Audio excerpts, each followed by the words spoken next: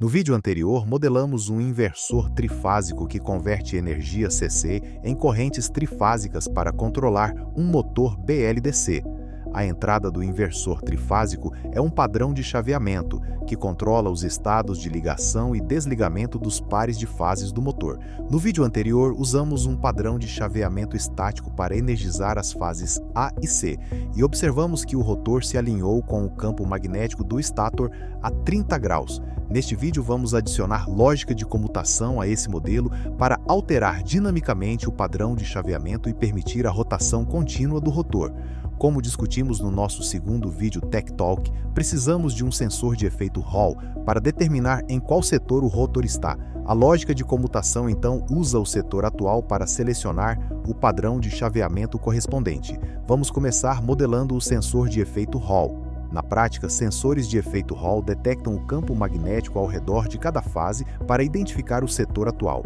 Porém, para fins de simulação, vamos supor que conhecemos a posição angular do rotor, a partir da qual calcularemos os setores. A lógica do modelo do sensor de efeito Hall deve seguir o seguinte raciocínio. Se o rotor estiver entre 0 e 60 graus, ele está no primeiro setor e o valor de saída deve ser 1.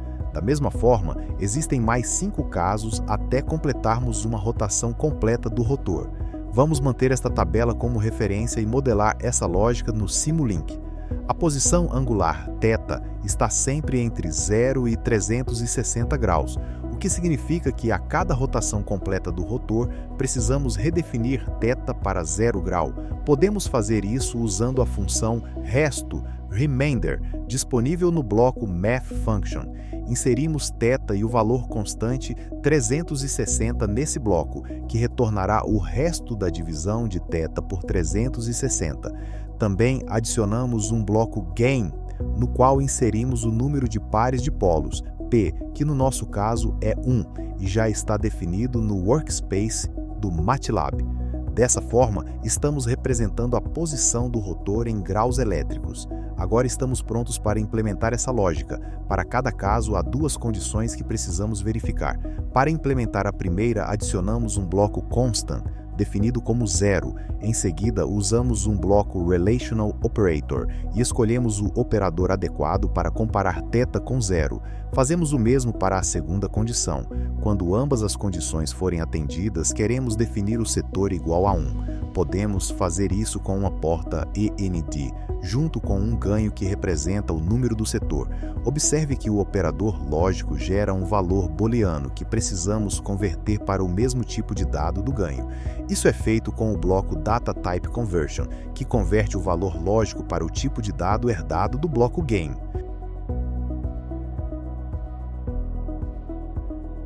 Com essa lógica, quando ambas as condições forem verdadeiras, o operador AND retornará 1 e o setor será definido como 1. Caso contrário, a saída será 0, indicando que o rotor está em outro setor.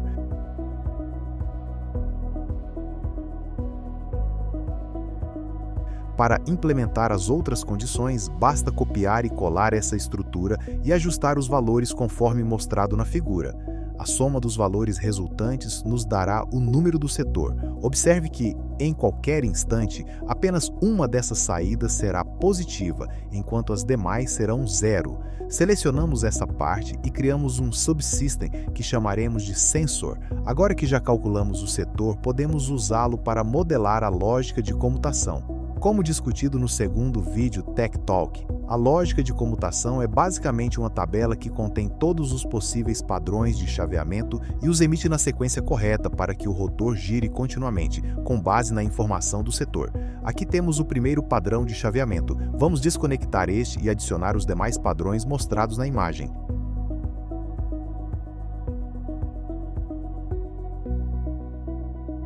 Para escolher um padrão com base no setor, usamos um bloco Multiport Switch. Precisamos de 6 entradas que conectamos aos padrões de chaveamento criados. A primeira entrada controla o seletor indicando qual padrão deve ser escolhido. Portanto, conectamos o setor a essa entrada.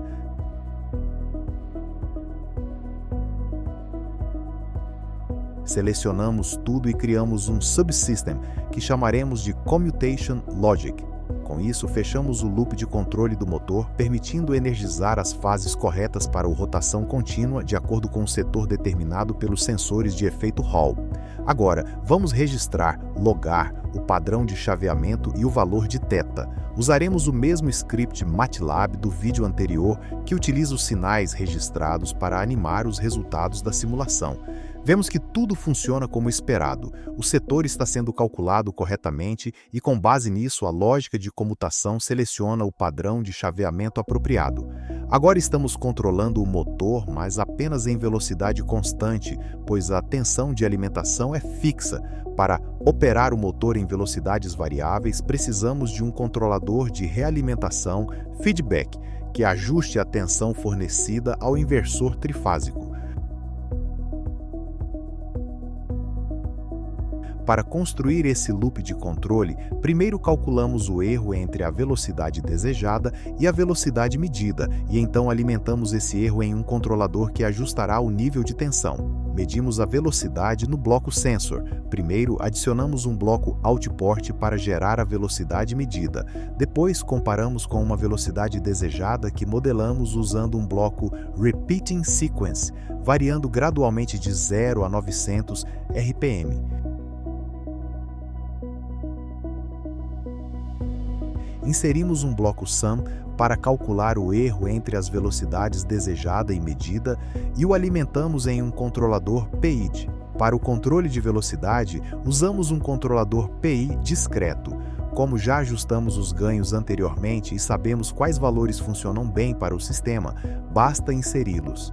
Em seguida, adicionamos um bloco Unit Delay para evitar laços algébricos no modelo. Agora precisamos enviar a tensão calculada pelo controlador ao inversor trifásico. Removemos a fonte de tensão atual e a substituímos por uma fonte de tensão ideal que fornece a tensão comandada independentemente da corrente que passa por ela.